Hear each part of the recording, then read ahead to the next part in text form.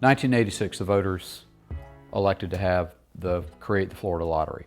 One of the proposals with the lottery dollars was to use it for educational enhancements. And so the argument then became that all the school districts felt like they could best define educational enhancements in their own individual districts. And so they lobbied the Florida legislature for the ability to define what educational enhancements would be in each of their school districts, rather than the state designing it and creating it for pre-kindergarten or for some other aspect of education that would be readily identifiable by the voters. So the legislature agreed with the school district's logic. That which governs closest is better, and so therefore let's let the school districts define educational enhancement in their own district. And that makes sense.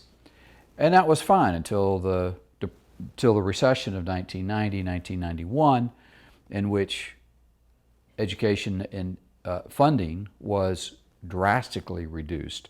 And so the temptation, of course, by those various school districts was to redefine and take those lottery dollars and put them elsewhere. And that happened. It happened on a fairly large scale. So when I got elected to the legislature in 1992, I would always, if I went to the grocery store, I would have to factor in at least 15 to 20 minutes, maybe even 30 minutes more for my trip to the grocery store, because I was going to get stopped by people. And the main thing on their mind was, the lottery is such a flim-flam, you tricked us, you got us to vote for this thing, and then now that money's not used for education enhancement. We don't even know what that money's being used for. You tricked us in this. That's a flim-flam on the legislature's part. I heard that constantly. My fellow legislators heard it constantly. So to fast forward, it's 1994, 1995, and the University of Florida is playing Auburn in Auburn, Alabama. And so I'm a big University of Florida fan, a big Gator, go Gators. So I decide to leave to go to the game in Auburn. And I meet one of my buddies, David White, in Americus, Georgia, and pick him up. And we're going to travel to the game. And his boss wants a ride as well, and his boss went to Auburn. And so, it was kind of fun, spirited conversations back and forth. And had a good conversation on the way up, and he said something about his daughter being a freshman at the University of Georgia. And I said, now, whoa, wait a minute. I said, us Florida fans, we kind of think of y'all from Auburn as having some class. We kind of like a rivalry with y'all, but Georgia, really? How in the world did you from Auburn decide you want to let your daughter go to Georgia? And so he said, well, let me tell you about the Hope Scholarship.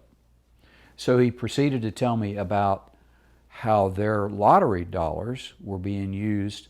They didn't do what our legislature did by giving it out to the 67 school districts in the state. They said, no, we're going to use it for scholarships for college. And he described how that process worked, and that's how he decided to send his daughter to Georgia as opposed to Auburn, because he got it paid for free. So I thought, oh my gosh, this is brilliant. This is the answer to the Florida lottery. So went to the game. I can't even remember who won or lost. I think actually we probably lost. We always seem to manage a way to lose in Auburn. But when I got back into the office on Monday, I called the Commissioner of Education at the time was Frank Brogan, a Republican. I was a Democrat. But I called Frank and said, Frank, I've got the answer for the lottery. I said, we need to pattern a bill and create a program similar to what they have in Georgia with the Hope Scholarship. And he said to me, oh my gosh, Dean, I've been thinking the same thing. I've already got my staff working on it. Why don't you be our House sponsor?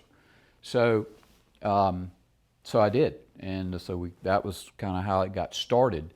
But man, was it a hard sell to get that accomplished.